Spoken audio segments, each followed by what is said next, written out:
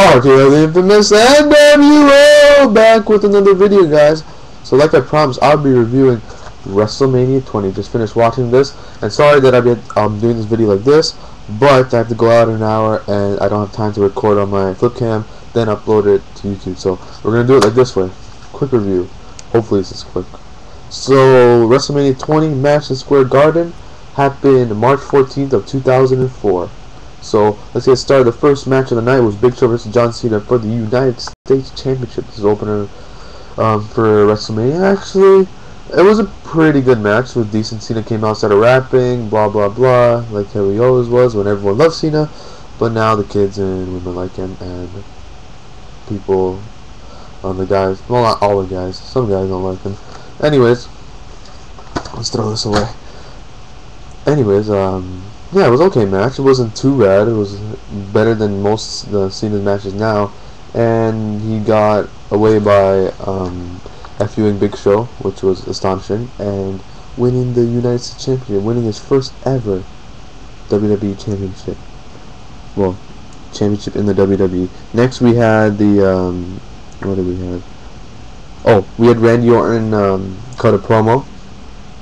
It was in the stairs with him in the middle and Evolution, and then Batista on one side and Ric Flair on one side, saying how that's where he became the Legend Killer, because him and Foley were feuding a lot since December, where he kicked him down the stairs and spit him in his face, and there was a whole big build up, and he cut a tremendous epic promo.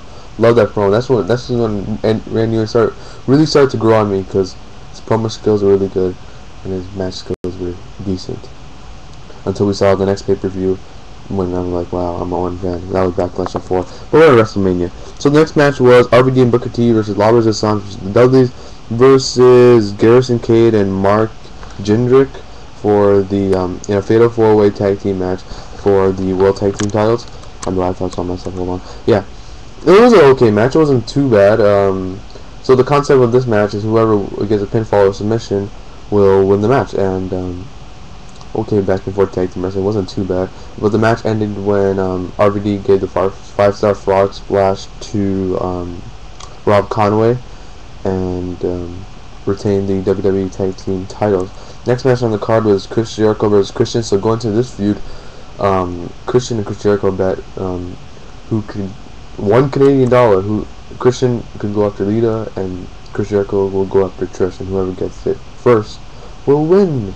And then after Chris Jericho fell in love, blah blah blah, then Christian got mad, and then Trish found out it was a bet, and then them two hate each other, and then Christian got involved and started faced Trish in a match on Raw and beat her up, and that's where them two started feuding each other. So actually, this match was a pretty good match. I enjoyed it really well. A lot of good wrestling in this match. The match ending came when Trish Stratus came out, and she was in the corner and hit Chris Jericho from the elbow, and Christian got the Imperial. 1, 2, 3. Christian gets the win. So that was kind of surprising. And then after, we see Trish Stratus turn on Chris Jericho, slap him in the face, and started kissed with Christian, and they walked off. So that was funny. That match I gave 3.5 stars. Oh, by the way, the last two matches were 2.5, and the one before that was 2.5. Yeah, sorry about that. Now the stuff are down below. Anyways, next part was Rock cuts an epic promo with him and Foley. Oh my god, must-see promo, so epic. Like, that promo gave me goosebumps, talking about how the Rock and Sock are back, and the millions and millions of people around the world are watching. Oh, you gotta watch the promo. If you haven't watched that promo, go watch it. Anyways, the next match of the night was Evolution versus Rock and Sock Connection.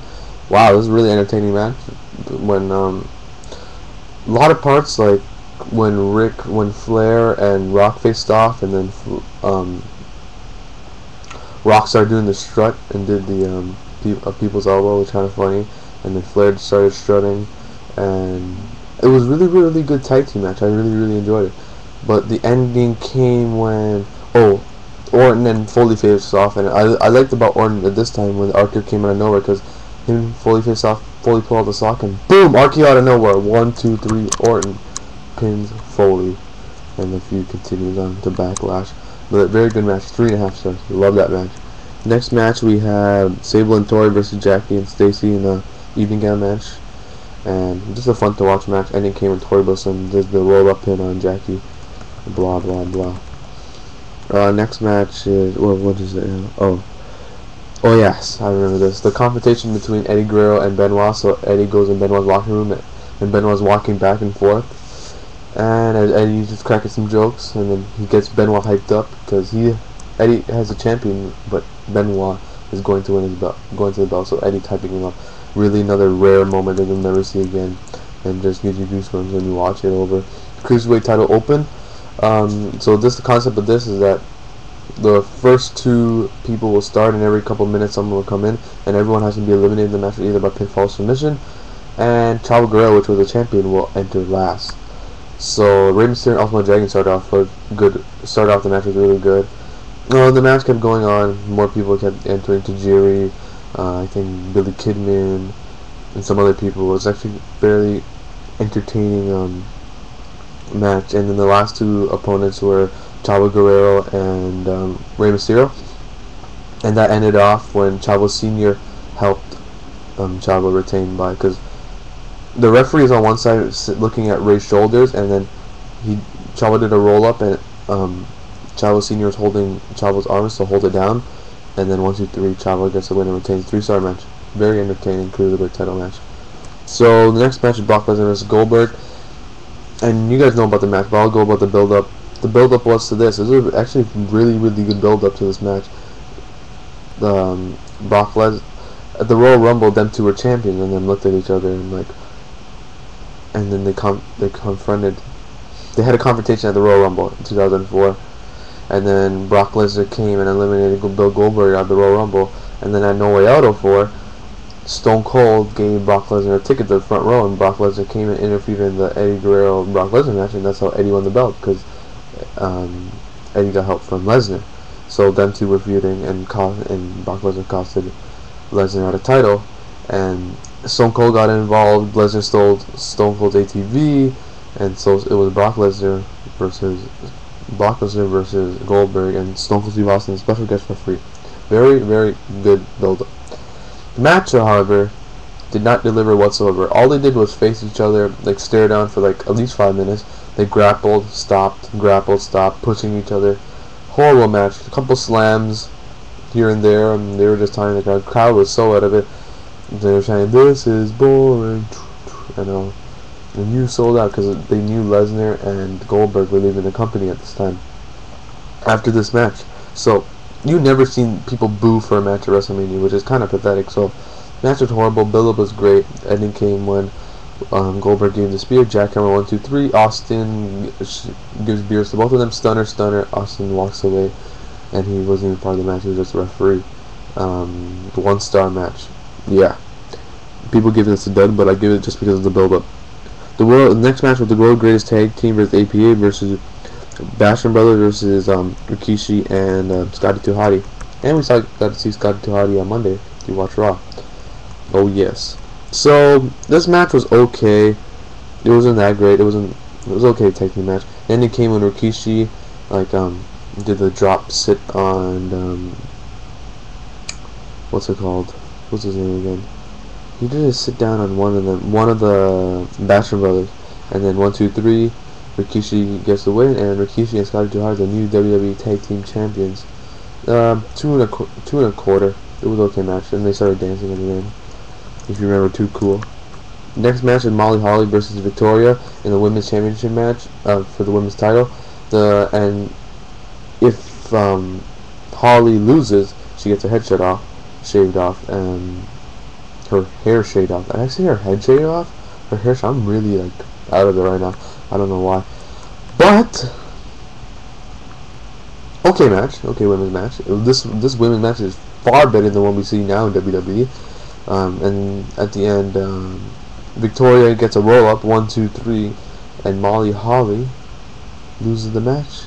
And guess what? She loses her hair. 2-star match. Oh, okay. Next match was Eddie Guerrero versus Kurt Angle for the WWE Championship match. WWE Championship. Now this had a lot of build-up too, coming out of No Way Out.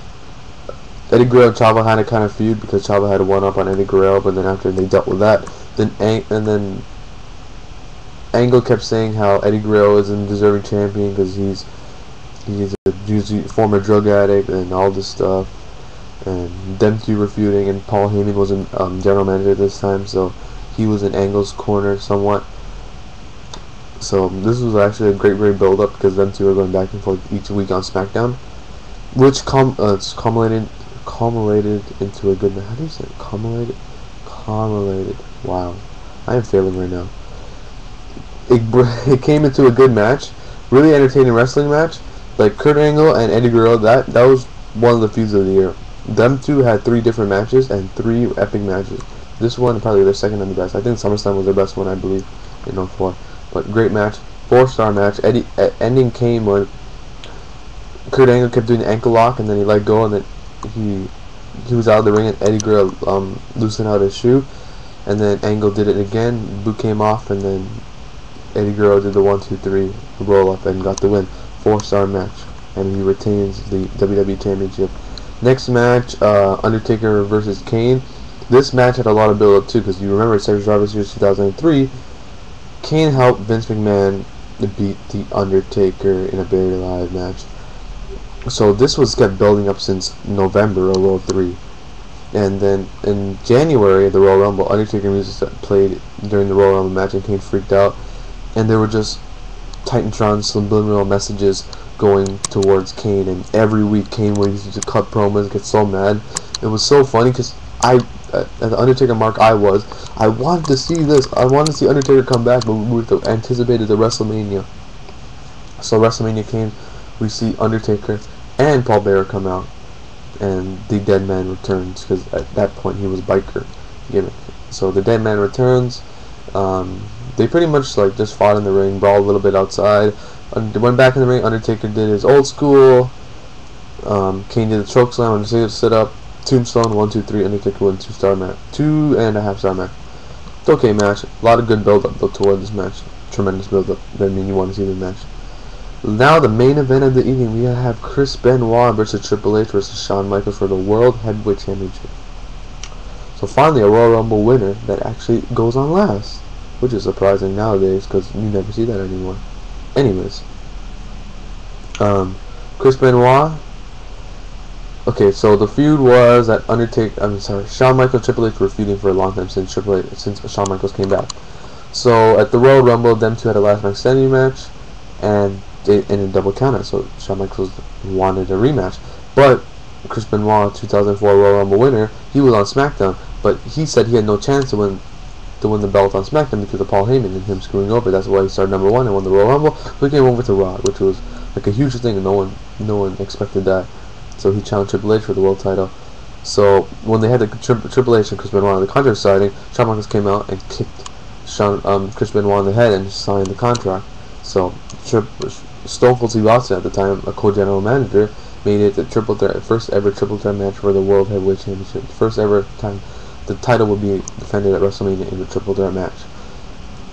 And they just had so much build up, and Shawn Michaels and Chris Benoit were the face, and then Triple H was the heel. So the goal was Triple H will not walk out of the Garden with the belt. So much great build up. I love this match. And then the match happened, and this great wrestling throughout the match, because it's either Triple H and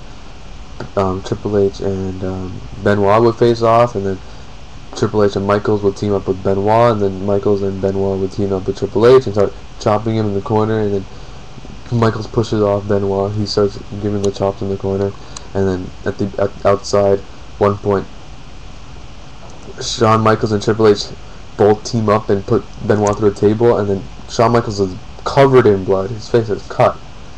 And then them two, Triple H and Shawn Michaels, start fighting. Chris Benoit comes out of nowhere. Just great stuff. So many moments in that match. You would have to watch that match. But the ending came when Triple H was about to do a pedigree, and Shawn Michaels outside. Triple H was about to do pedigree. Chris Benoit reverses the pedigree into crossface. Triple H is right near the ropes. They roll. We think Triple H is gonna roll out of the crossface, and then he rolls. And Chris Benoit rolls with Triple H into the middle of the ring with the crossface locked in. and Triple H taps out, and Chris Benoit is the new World Heavyweight Champion.